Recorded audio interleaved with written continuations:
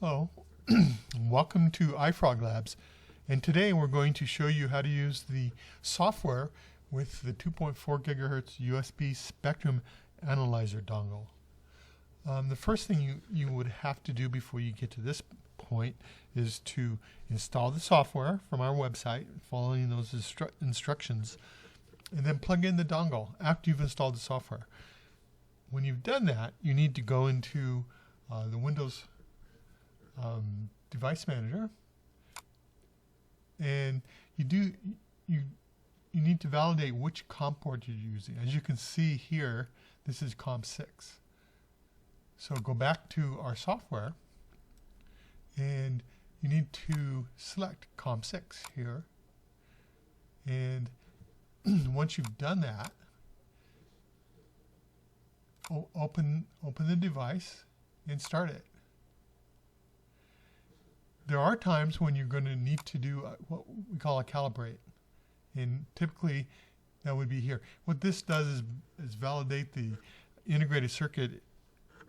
The RF integrated circuit is correctly set to the correct frequency range that we want to use. Sometimes you don't have to, and sometimes you do. The device will tell you whether you need to do that or not.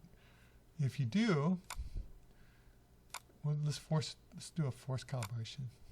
Stop it. Force. Well, let's do a calibrate. See, it says calibrate not necessary. So we'll do a force just to show you what it says. Force calibration. So now it's going through and doing the calibration. Now, as you can see, the typical message that you should get back is ACK, acknowledgement, calibration succeeded. So now we can start the spectrum analyzer. As you can see, it's doing a frequency sweep from 2.4 gigahertz to 2.48 gigahertz, which is the standard Wi-Fi and Bluetooth frequency range across the world. Now you're seeing lots of little spikes here, and those are different Wi-Fi access points, and could be also Bluetooth in there that are transmitting. It's not a single frequency. They do frequency hopping, different channels, and broadband frequency range. Now we're setting that. You can change the bandwidth here, but the best one to use for most of your needs is going to be 375. And this is it's specifically going to do the different channel frequencies. Now this is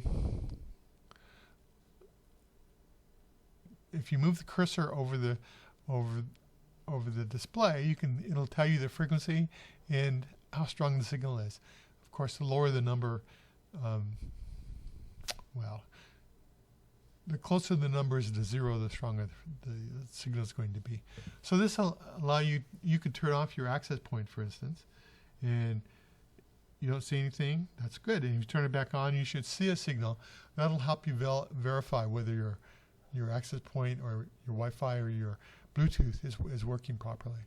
Now, on the right side here are various buttons that you can use. Clears any selections that and resets them back to the standard ones that come with it. Now the hold allows you, as you can see, it holds the frequency so you can take a look at it, because normally things are going by too fast for you to really see what's going on. But this allows you to take a closer look at it. If you want to, you can actually freeze it. Okay, now this stops it from sweeping the whole frequency. And then you can use the cursor to kind of trace the frequencies that are being transmitted. As you can see, there's one here at 2412, and it's one of the strongest signals. Mine is 47, 40, 45 actually. And here's another signal at 2454 and 2444. These are pretty standard frequencies, but this other stuff is probably noise coming from somewhere and could be interfering with your access point or your Bluetooth.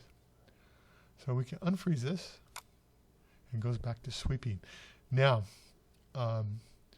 we want to look at the various peaks, and as you can see, it displays the highest powered signal and gives you the information about the frequency and the strength of the signal. And we could freeze that. And as you can see,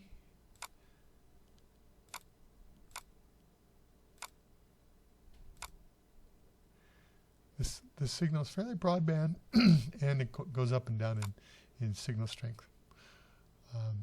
The average button allows the system to take the last number of signals at that frequency and averages their value. And you can change that if you wish. As you can see, it changes slightly. The displayed power at that particular frequency. You can hide the display.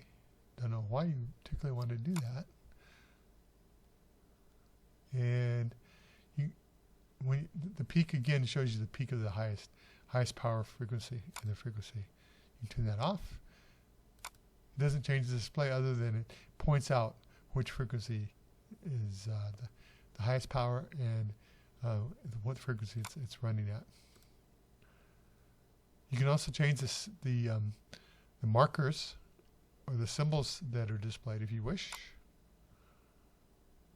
And you can remove the displays here for the start frequency and on these other things. Then you can change these if you wish.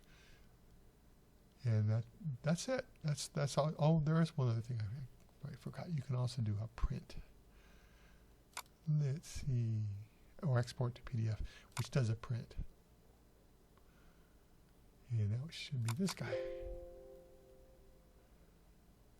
Yes, let's replace it.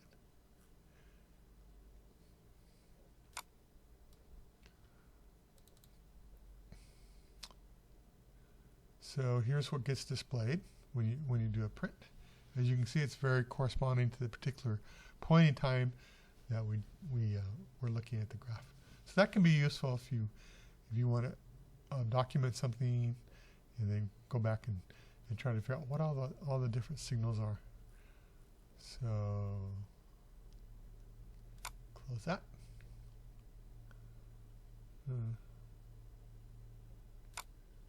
Yeah, okay. Let's just